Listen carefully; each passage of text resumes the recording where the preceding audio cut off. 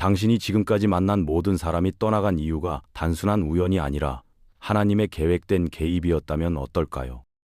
수없이 기도했지만 응답이 없는 것 같고, 주변 사람들은 하나둘 결혼해서 가정을 꾸리는데 당신만 여전히 혼자 남아있다면 혹시 하나님이 나를 잊으신 건 아닐까 의심하게 되죠.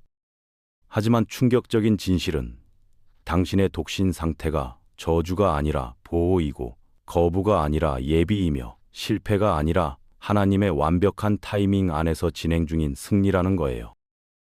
오늘 이 메시지를 끝까지 듣는다면 당신이 지금 겪고 있는 외로움의 시즌이 사실은 인생에서 가장 중요한 준비 기간이었다는 걸 깨닫게 될 겁니다. 그럼 지금부터 하나님이 당신을 독신으로 지키시는 5가지 강력한 이유를 하나씩 밝혀보겠습니다. 먼저 가장 중요한 진실부터 말씀드릴게요. 하나님은 당신을 잘못된 관계로부터 보호하고 계세요. 고린도후서 6장 14절은 믿지 않는 자와 멍에를 함께 매지 말라고 경고하는데, 이건 단순한 제한이 아니라 생명을 지키는 안전장치예요.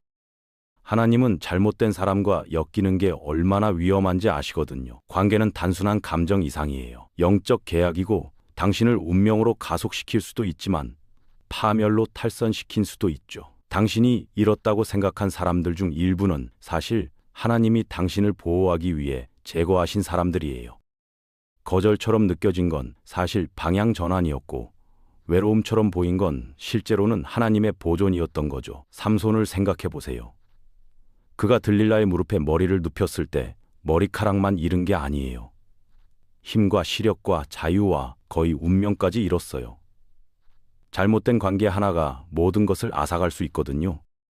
하나님이 당신을 너무 사랑하시기 때문에 특정 사람들이 당신 삶에 들어오는 걸 허락하지 않으세요. 진실은 간단해요. 잘못된 시즌에 온 올바른 사람도 여전히 잘못된 사람이에요. 하나님이 심으시려는 씨앗을 위해 당신 삶의 토양이 준비될 때까지 하나님의 지연은 보호인 거죠. 많은 사람들이 왜 좋은 사람들이 다 지나가 버렸지? 라고 생각하는데, 그 사람들이 정말 좋은 사람이었다면 지나가지 않았을 거예요. 하나님이 그들을 멈추셨을 테니까요. 당신에게서 떠난 사람은 당신의 미래를 감당할 수 없는 사람이었어요. 당신의 부르심을 이해하지 못하고, 당신의 영적 전쟁을 견디지 못하며, 당신의 기도 생활을 존중하지 못하는 사람들이었죠. 하나님은 당신을 그런 불균형한 관계로부터 구해내신 거예요. 다음으로 하나님은 당신의 기초를 그분 안에 세우고 계세요. 하나님이 다른 사람의 마음을 당신에게 맡기시기 전에 먼저 당신의 마음을 그분께 고정시키기를 원하세요. 마태복음 7장 24절에서 25절에서 예수님은 지혜로운 사람은 반석 위에 집을 지었다고 말씀하셨는데, 폭풍이 왔을 때 그 집은 견고하게 섰어요. 이건 단순히 건물에 대한 얘기가 아니라 당신의 삶, 당신의 관계, 당신의 미래 결혼에 관한 거예요. 만약 당신의 기초가 그리스도 안에 강하지 않다면 어떤 관계도 폭풍을 견디지 못할 거예요. 그래서 하나님이 때때로 당신을 독신으로 지키시는데, 당신을 공허하게 버려두려는 게 아니라 확립시키려는 거죠. 독신의 시간은 하나님의 교실이에요. 은밀한 곳에서 기도하는 법, 침묵 속에서 예배하는 법, 아무도 당신을 인정하지 않을 때 신뢰하는 법을 배우는 곳이죠. 많은 사람들이 완성을 찾아 관계로 뛰어들어요. 하지만 부러진 두 반쪽이 합쳐진다고 온전한 게 되는 건 아니에요. 균열이 더 커질 뿐이죠. 하나님은 당신이 그분 안에서 온전해지기를 원하세요. 그래야 다른 사람에게 기대서 하나님만이 채우실 수 있는 걸 채우려 하지 않거든요. 그러니 이 시즌을 경멸하지 마세요. 이건 하나님이 당신의 성품을 빚고 기쁨을 확보하며 믿음을 강화시키는 때예요. 올바른 사람이 왔을 때 당신이 절박함이 아니라 강함을 가져오도록 말이죠. 저는 수많은 사람들이 외로움을 견디지 못해 잘못된 관계로 뛰어드는 걸 봤어요. 그들은 누군가라도 있는 게 혼자보다 낫다고 생각했죠. 하지만 잘못된 사람과 함께하는 건 혼자 있는 것보다 훨씬 더 외롭고 파괴적이에요. 세 번째 이유는 하나님이 당신을 사명을 위해 준비시키고 계시기 때문이에요. 예레미야 29장 11절은 내가 너희를 위해 계획을 알고 있다고 선포하는데, 당신의 독신도 그 계획의 일부예요. 운명이 관계를 결정하지 관계가 운명을 결정하지 않아요. 모든 사람이 하나님이 당신 삶에 두신 부르심 안으로 당신과 함께 걸어갈 수 있는 건 아니에요. 어떤 사람들은 당신의 은사를 존경할 수는 있지만 당신의 짐을 이해하지 못해요. 어떤 사람들은 당신의 기름 부음을 축하할 수는 있지만 당신의 영적 전쟁 아래에서 무너져요. 그래서 하나님은 당신이 비전이 당신의 사명의 무게를 감당할 수 없는 사람과 안주하도록 허락하지 않으세요. 그분은 당신을 준비시키고 계세요. 동시에 그 사람도 준비시키고 계시고요. 때가 되면 당신들의 사명이 일치할 거예요.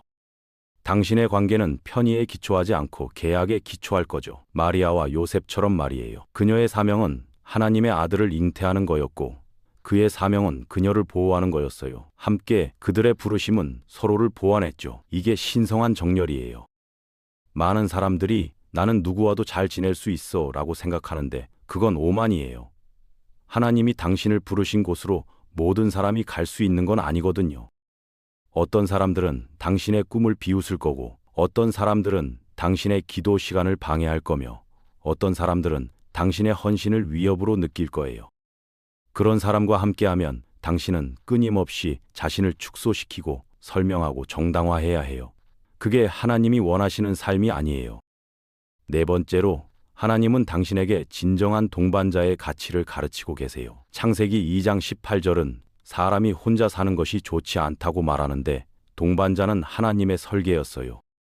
하지만 적이 동반자를 속박으로 위조해요. 그래서 하나님이 때때로 당신을 붙들어 두시는 건 그 차이를 가르치기 위해서죠. 외로움과 홀로 있음 사이에는 차이가 있어요. 외로움은 당신을 절박하고 독성 있는 선택으로 몰아갈 수 있어요. 하지만 하나님과 함께하는 홀로 있음은 강함, 만족, 분별력을 개발해요. 이곳에서 하나님은 당신이 필요로 받는 것에 대한 필요로부터 해독시켜요. 그래서 그분이 올바른 사람을 보내실 때 당신은 불안함으로 매달리는 게 아니라 강함으로 연결하는 거죠. 당신과 함께 앉아있는 모든 사람이 진정한 동반자는 아니에요. 어떤 사람들은 당신의 존재를 공유하지만 당신의 목적은 공유하지 않아요. 어떤 사람들은 당신의 침대를 공유하지만 당신의 짐은 공유하지 않죠.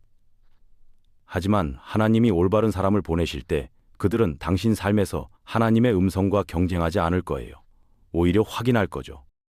진정한 동반자는 당신이 하나님을 더 사랑하게 만들어요. 그들은 당신의 기도 시간을 방해하지 않고 함께 무릎 꿇어요. 그들은 당신의 금식을 이해하고 당신의 예배를 존중하며 당신의 순종을 지지해요.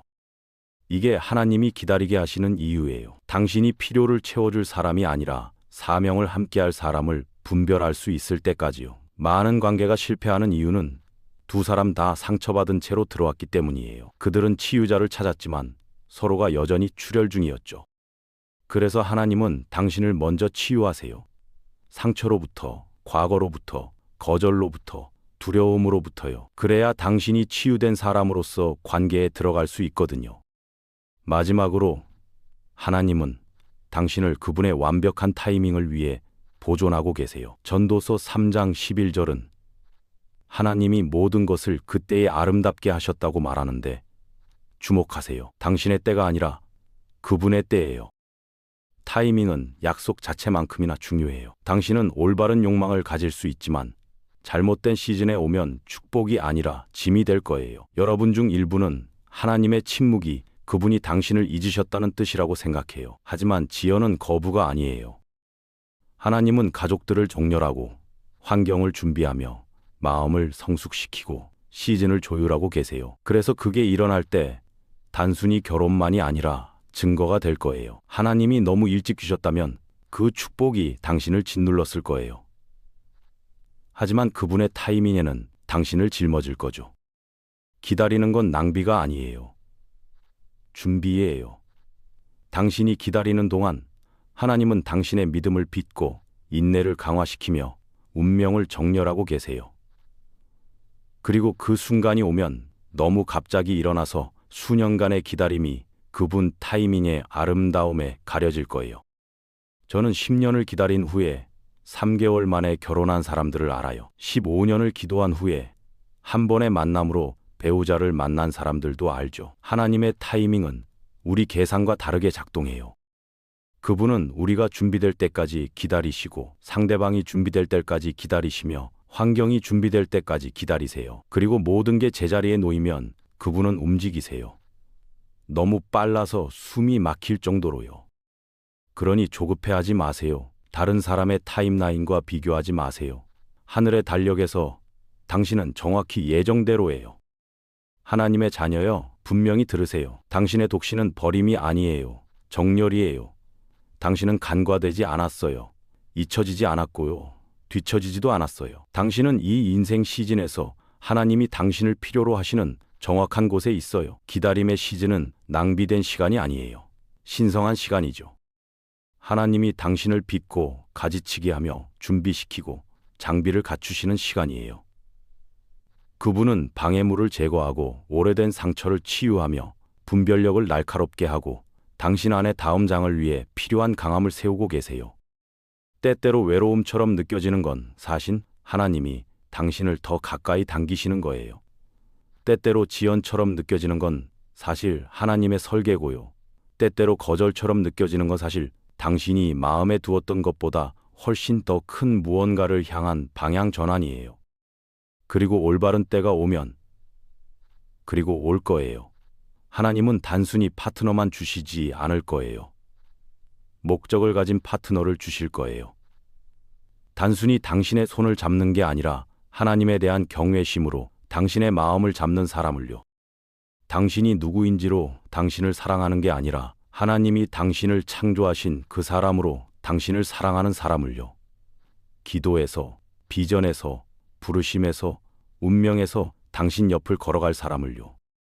하나님이 당신의 사랑 이야기를 쓰실 때 그건 단순히 로맨스에 관한 것만이 아닐 거예요. 왕국 강화에 관한 거죠. 그분을 영화롭게 하는 증거가 될 거고 그리스도와 교회를 반영하는 계약이 될 거예요. 그러니 이 시즌을 경멸하지 마세요.